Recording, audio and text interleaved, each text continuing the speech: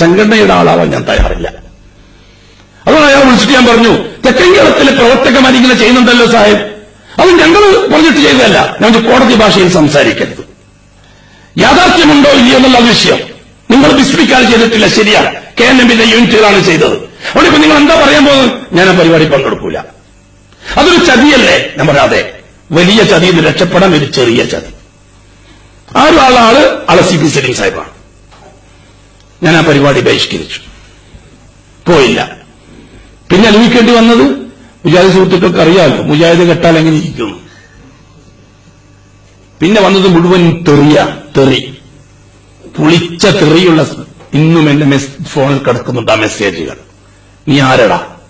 നീ എന്ത് ആലിമുടാ? ഇതുവരെ എന്താ പറഞ്ഞേ? ഷൊയ്ലി അബ്ദുള്ള മൗലവി, മഹാനായ ഷൊയ്ലി അബ്ദുള്ള മൗലവി, ബഹുമാനപ്പെട്ട ഷൊയ്ലി അബ്ദുള്ള മൗലവി. ഇപ്പോ ഒരു ചുക്കും അറിയാത്ത വിഡ്ഢിയായ ഷൊയ്ലി അബ്ദുള്ള, ഷൊയ്ലി അബ്ദുള്ള എന്നാണ് മെസ്സേജ് ആദ്യത്തെ ഇംഗ്ലീഷിൽ. എന്നിട്ട് സലാസത്തുൽ മുനാഫിക്ക്, ആയത്തുൽ മുനാഫിക്ക് സലാസ് ഒരു ഹദീസും എന്ന് വെച്ചാൽ ഷൊയ്ലി അബ്ദുള്ള മൗലവി വിഡ്ഢിയും മുനാഫിക്കും. ബഹുമാനമുള്ള സുഹൃത്തുക്കളെ സഹിച്ചു. മൗനം വിദ്വാന് ദൂഷണം. ആരുടെ മറുപടി പറയേണ്ടത്? എനിക്ക് നന്നായിട്ടറിയാം. മുട്ട കെട്ടമാതിരിയായിരിക്കും. മുട്ട നല്ല സാധനമാണ്. മുട്ട നല്ല ആരോഗ്യത്തിനുള്ള വെച്ച സാധനമാണ്. മുട്ട കെട്ടാലോ ഒരു വസ്തുവിന് കൊള്ളൂല. അതാണ് മുജാഹിദ്.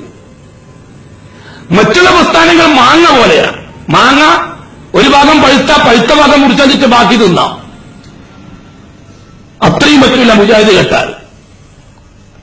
ഇപ്പൊ എനിക്ക് പറയാൻ നല്ല സന്തോഷമുണ്ട്. കാരണം എല്ലാവരും അനുഭവിച്ചതാ. ഞാൻ അനുഭവിച്ചത് നേരത്തെ, എനിക്ക് ശേഷം എല്ലാവരും അനുഭവിച്ചത്. അതുകൊണ്ട് എനിക്ക് സന്തോഷം പറയാം, അല്ലെങ്കിൽ പേടിയാ പറയാ. പേടിച്ചല്ലേ പറ്റൂ.